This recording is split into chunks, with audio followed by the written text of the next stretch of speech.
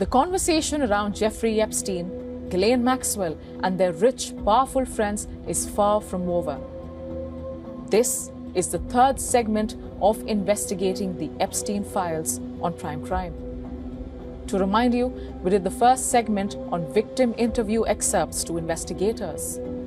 In the second segment, on an FBI agent who was in jail, still is, and who has not made as much news as he should have. This segment is on a special agent of the FBI who testified in front of a grand jury in June 2020 during Maxwell's trial. This transcript that we're talking about is part of the released dossier on the US Department of Justice's website. It is one of the many, but it offers a window into what officials heard, what they observed and saw with their own eyes through the years of investigation.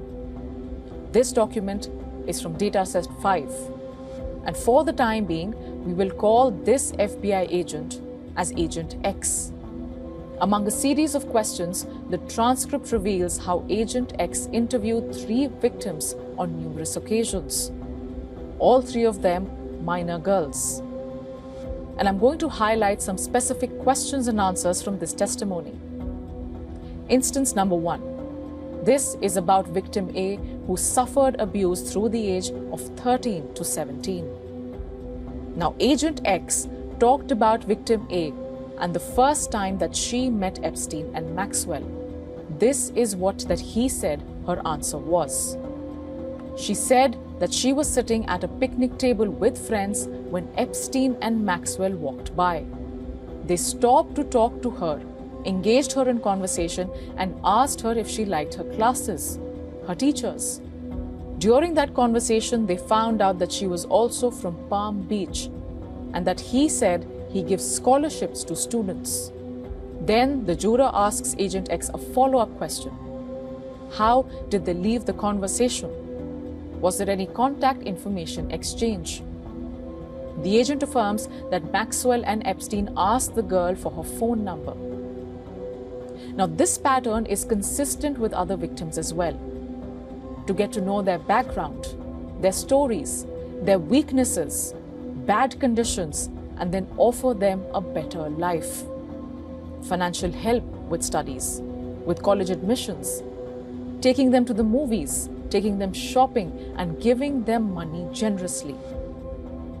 A plan to entrap them in feeling secure with money to sustain themselves, and then push the boundaries of these minor girls and abuse them. One victim described how she later realized as an adult that what happened with her was actually grooming.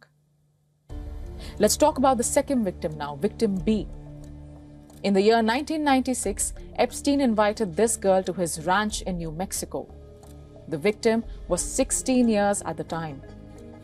She asked who else would be there at the ranch and was told that other students like her would also be present, kids her age.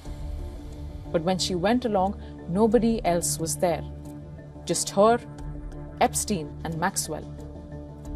From there on, the abuse began. Touching, groping, and all kinds of assault.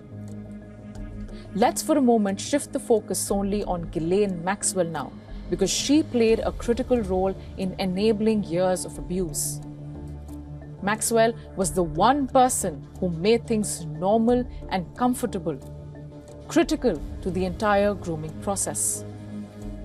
Victim interviews reveal a pattern of how it almost always started with a foot massage, and Maxwell would guide these girls on how to do it. I will now bring the third victim here, the Agent X that interviewed victim C during his investigation. Now, victim C said that Maxwell treated her like a sister and even called her on many occasions a naughty schoolgirl. There is an incident which the agent recalls on page 61 of this entire transcript.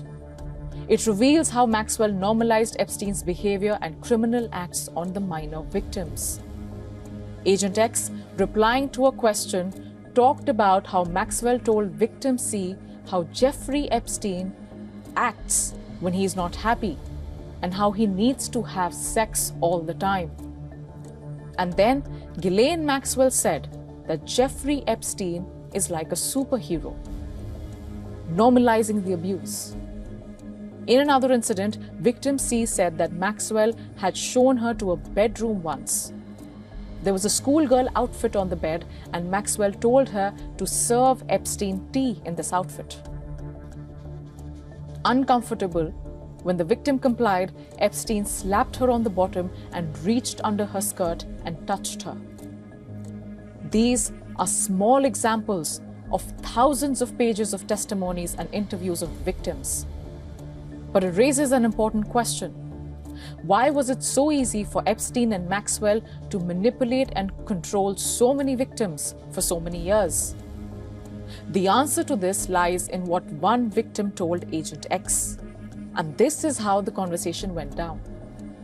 Between a juror and the special agent of the FBI, when the juror asked, "Have you talked about whether when she was a teenage girl, when all of this was happening, whether she told anyone that she was being sexually abused?"